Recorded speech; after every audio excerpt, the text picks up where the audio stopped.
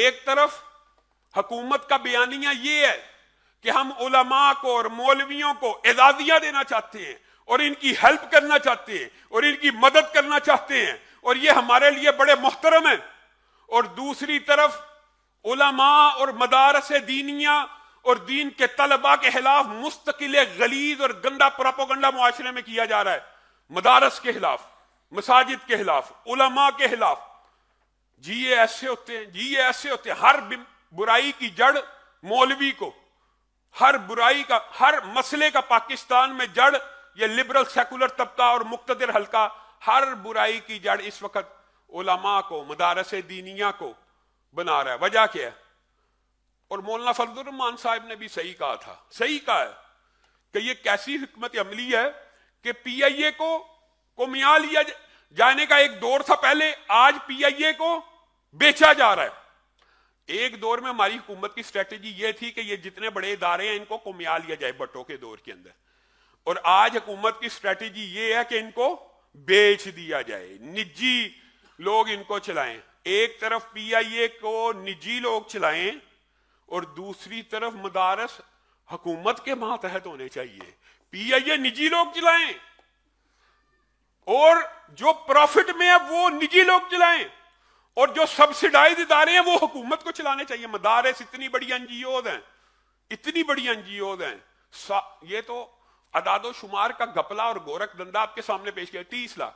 حقیقت بات یہ ہے کہ 60 لاکھ سے لے کے 1 کروڑ افراد ان مدارس دینیہ کی صفوں کے اوپر بیٹھ کے دین کی تعلیم کو حاصل کر رہے ہیں، اور یہ دنیا کی سب سے بڑی این جی اوز ہیں جو 60 لاکھ افراد کو 3 وقت کا کھانا، روٹی، کپڑا اور مکان فراہم کر رہے ہیں۔ بتائیے یہ 60 لاکھ افراد اگر ان مدارس کی چھتوں کے نیچے نہ ہوں اور معاشرے کے اندر ان کو بے ہنگم، بے تعلیم چھوڑ دیا جائے تو کیا نتیجہ نکلے گا؟ بجائے یہ کہ این جی او جو نیکی کا کام کر رہی ہے اس کو سبسڈی، ایک طرف آپ اعزازیے کی بات کرتے ہیں، دوسری طرف مدارس کے خلاف دن رات پروپیگنڈا جاری ہے، اور دن رات ان کے اوپر سختیاں کی جا رہی ہیں، اور دن رات بیانات دیے جا رہے ہیں۔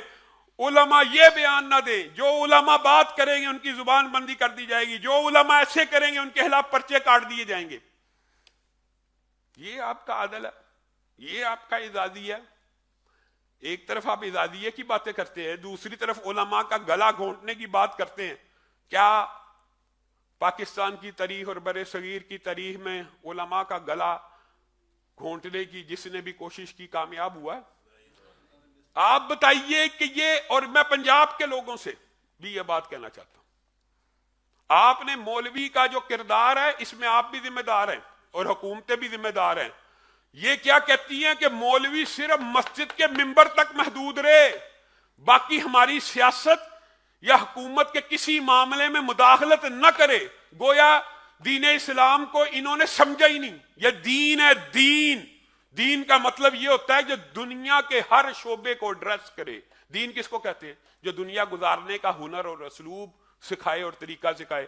یہاں تو اسلام کو دین مت مانیے، اگر دین مانتے ہیں تو آپ بھی سرمایہ درانہ نظام کی طرح یہ کہنا چاہتے ہیں مولوی صرف مسجد تک محدود رہے، مصلی تک محدود رہے، اور مولوی مسجد اور مصلی تک محدود رکھنے کے لیے آپ اعزازیہ بھی جاری کرے، ان کو سبسڈائز بھی کرے۔ لیکن اگر مولوی سیاست کے بارے میں بات کرے گا، معیشت کے بارے میں بات کرے گا، معاشرت کے بارے میں بات کرے گا، اور اصول بھی یہ ہے اور حقیقت بھی یہ ہے، علماء نبیوں کے وارث ہیں اور رسول اللہ صلی اللہ علیہ وسلم کے ممبر اور مصلی کے وارث ہیں، لیکن صرف ممبر اور مصلی کے وارث نہیں ہیں، سیاست رسول کے بھی وارث ہیں، ریاست رسول کے بھی وارث ہیں، معاشرت رسول کے بھی وارث ہیں۔ یہ چیز آپ کو تکلیف دیتی ہے۔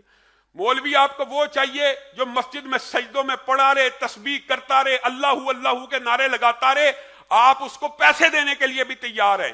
لیکن مسجد کے اندر سے اگر کوئی مولوی یہ کہے کہ اقتدار کے ایوانوں میں چور اور ڈاکو نہیں ہونا چاہیے، آپ اس کی زبان کو بند کرنا چاہتے ہیں۔